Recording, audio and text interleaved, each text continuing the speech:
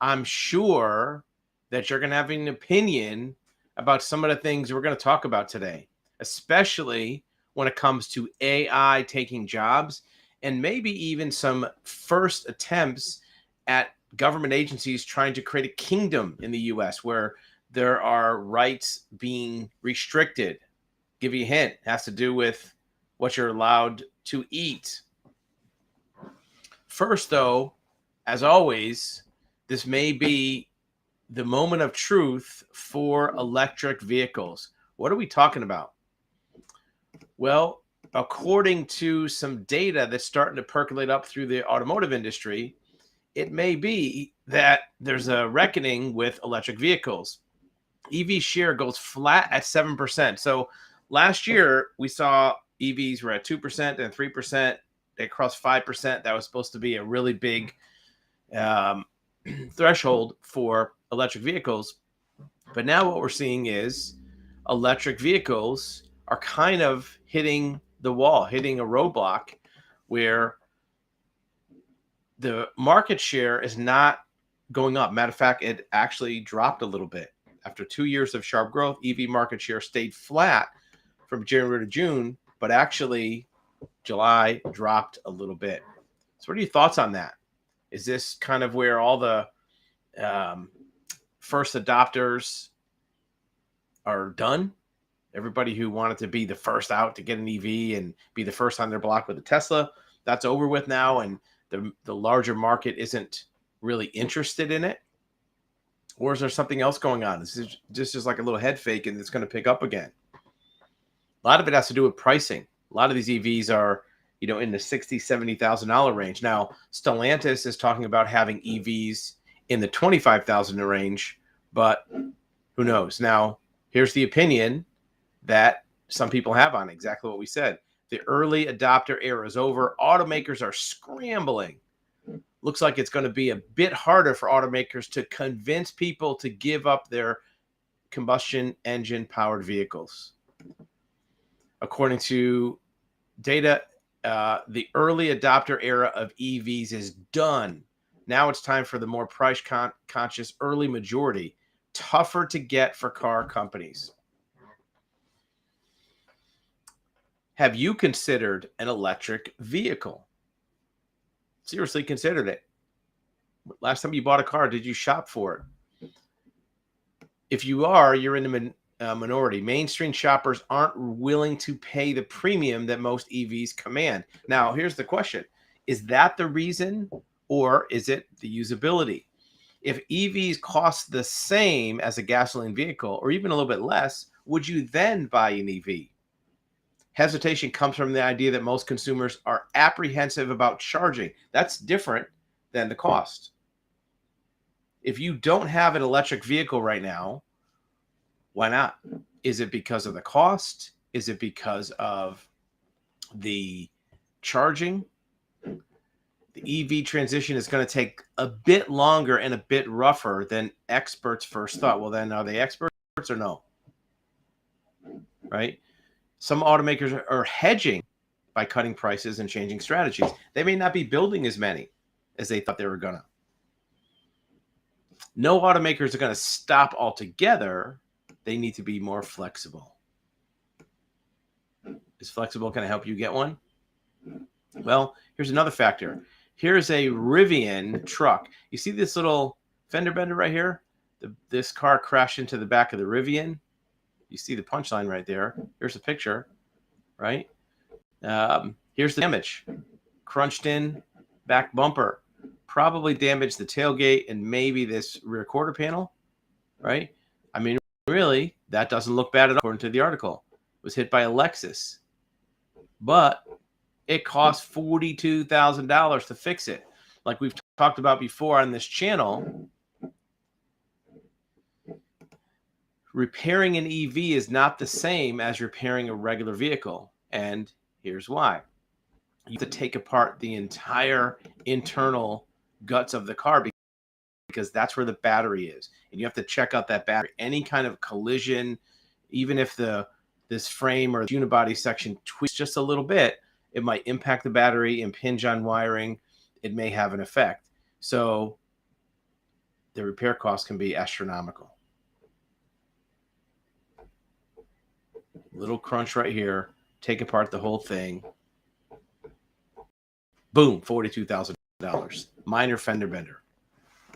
Now, did you know about this? Did you know that repair costs could be higher? Now, of course, if you have insurance, then you don't have to pay $42,000, but you're going to have a deductible. And if you have too many claims at $42,000, guess what's going to happen to your rates or the rates for those cars in general? Is this common knowledge? Do people know about this? I don't know.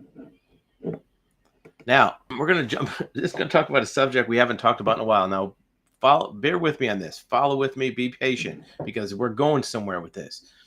You probably have read stories that back in medieval days in England that you could not hunt animals in the woods. You probably saw the movie Robin Hood. And Robin Hood actually had a warrant for his arrest because he was hunting deer in the king's woods. Can't hunt deer in the woods. The woods belong to the king. In fact, that was an offense punishable by death for some parts of medieval England. Why was hunting of deer illegal in England during the time of the Pilgrims? Right? Magna Carta, our right to fish and hunt. The Magna Carta was the kind of backstory document for our Constitution. Our Constitution copied the Magna Carta. And that was one of the big things in the Magna Carta is, yeah, you can hunt in the woods. Well, maybe not. If you live in Oregon, there's a group pushing to outlaw hunting and fishing and ranching in Oregon. There's your punchline. Is it going to happen? I don't know. Is it extreme? I don't know. Initiative Petition 3 criminalizes injuring or intentionally killing animals, including breeding and raising livestock for food. Also includes hunting. Remove the exemption for hunting, fishing, and trapping, meaning that any practice that involves intentionally injuring an animal will be criminalized. Prohibit ranchers from raising cattle and other livestock with the intent of breeding them or going to market. The law encourages ranchers to transition to alternate agriculture practice or help operate an animal sanctuary. I know you have an opinion about that, pro or against. I don't know. Nobody is neutral on this. You have an opinion, guaranteed. Initiative would force 4-H and other organizations to adapt their programs to be in compliance because they would be criminalized too. Rodeos.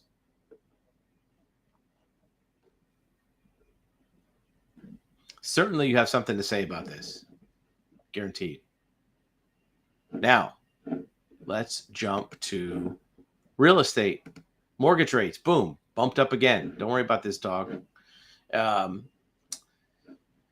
Hit over 7%. Now, this was a few days ago. In fact, most 30-year mortgages for traditional property are now more like 7.2, 7.3.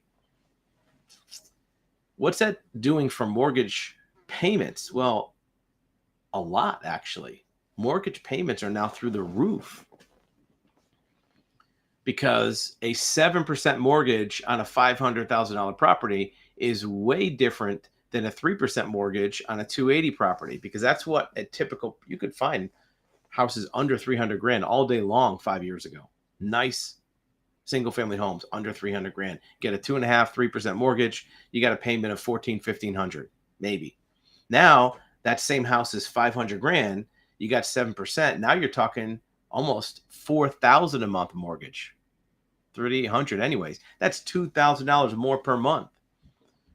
Well, what is it doing for house prices? Well, used homes are now the same price as new homes. Well, the reason why is because there are no used homes. The inventory is still low. The houses that are out there are still kind of overpriced. People who have houses they want to sell saw the prices high for the last year and they want in on that profit. So what you're finding is you could almost get a new home for the same price or even less the Dallas newspaper today said that in Dallas, home prices are less if they're new versus used. And look over here on the right side of this article. Let's pull it up on the screen.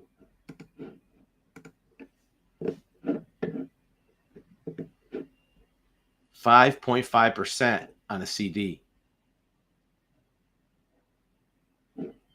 That's more than what a mortgage was a few years ago.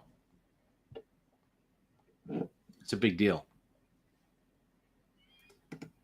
What's the result? Well, people are now starting to hit their 401ks to cover their bills rather than being able to save money for retirement. So in a minute, we're going to jump into AI taking over even more jobs than what people thought. We're going to leave on the screen a link to the article about how you can't hunt or fish anymore. And you can watch that for a minute or two while we look at AI.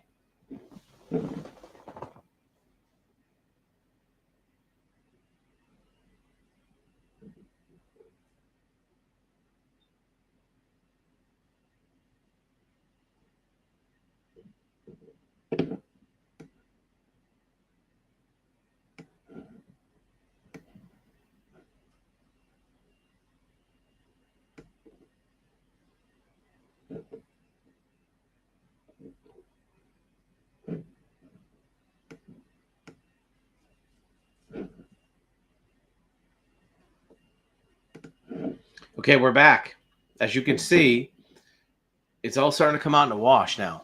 What do we mean by that? Well, AI is eliminating way more jobs than anyone realizes.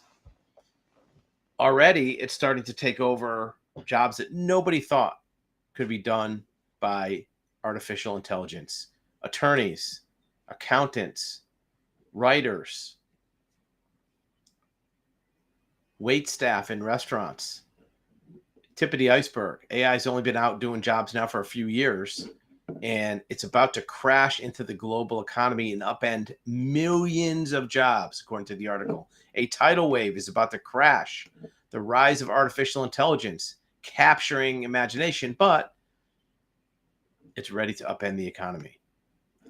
300 million jobs could be disrupted by AI. At least 12 million Americans. Gale of creative destruction. It will blow away countless firms, breathe life into new industries. We didn't see the internet coming. AI is within view. So this is a clearer picture. Does it get it right? Not all the time. ChatGPT odds of getting code questions correct are worse than a coin flip. So it's wrong more than half. AI is also, as opposed to actual humans, creating cyber attacks. Cyber insurance is now commonplace.